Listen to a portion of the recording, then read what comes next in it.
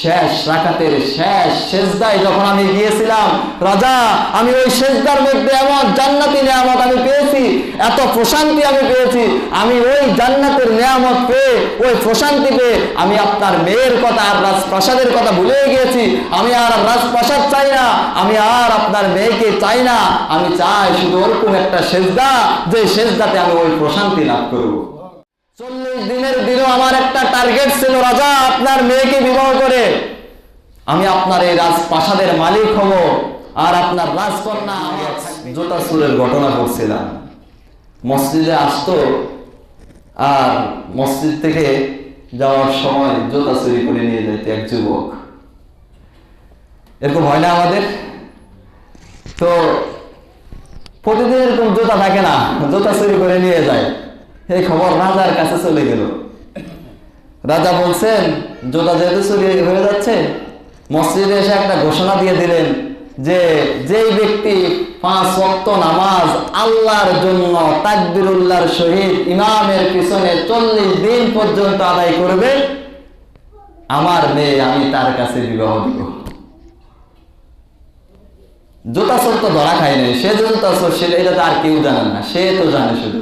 রাজা এই ঘোষণা করে দিচ্ছেন জুতা চোর রাজার মেয়েকে বিবাহ করার জন্য এবার 5 ওয়াক্ত নামাজ তাকবীরুল্লাহর সহিত পড়তেছে, আর খুশুখুজুর সহিত বিনয় নম্রতার সহিত পড়ে, আর আল্লাহর কাছে দোয়া করে শুধু।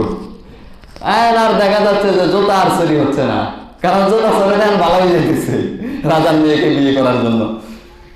তো এইভাবে 40 দিন পর্যন্ত সে নামাজ আদায় করেছে। 40 দিন পর্যন্ত যখন নামাজ আদায় করছে, জুতাও চুরি হচ্ছে না 40 দিন পর্যন্ত। রাজা এবার খবর দিছে, দেখো তো কোন ব্যক্তিটা 5 ওয়াক্ত নামাজ 40 দিন পর্যন্ত খুশুখুজুর সহিত আদায় করছে তাকবীরুল্লাহর সহিত, সেই ব্যক্তিকে বলো আমার মেয়েকে বিবাহ করার জন্য আসতে। যুবকের কানে খবর চলে গেছে, যুবক যাচ্ছে না।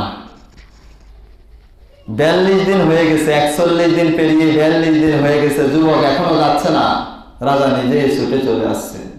সবাই বলছে ওই যে ওই যুবকটা, সে 40 দিন টানা নামাজ পড়েছে ইমামের পিছনে। রাজা যাই বলছে, যুবক তোমাকে তো আমি জোর করছি না, কেন তুমি গেলে না? তুমি 40 দিন 5 ওয়াক্ত নামাজ পড়েছো তাকবীরুল্লাহর সহিত। যুবক বলতেছে, রাজা সাহেব আমি ভালো মানুষ নই, আমি একজন চোর, তাও জুতা চোর। আমি একজন চোর, আমি আপনার মেয়েকে বিবাহ করব এই টার্গেটে আমি 5 ওয়াক্ত নামাজ ইমামের পিছনে তাকবীরুল্লাহর সহিত আদায় করতে শুরু করেছিলাম। 40 দিনের দিনও আমার একটা টার্গেট ছিল, রাজা আপনার মেয়েকে বিবাহ করে আমি আপনার এই রাজপ্রাসাদের মালিক হব, আর আপনার রাজকন্যা আমার থাকবে স্ত্রী। 40 দিনের দিনও আমার এই চিন্তা চেতনা ছিল। ও রাজা 40 দিনের দিনও শেষ ওয়াক্তের নামাজ যখন আমি পড়তেছিলাম, শেষ রাকাতের শেষ সেজদায় যখন আমি গিয়েছিলাম, রাজা আমি ওই সেজদার মধ্যে এমন জান্নাতি নিয়ামত আমি পেয়েছি, এত প্রশান্তি আমি পেয়েছি, আমি ওই জান্নাতের নিয়ামত পেয়ে, ওই প্রশান্তি পেয়ে আমি আপনার মেয়ের কথা আর রাজপ্রাসাদের কথা ভুলে গিয়েছি।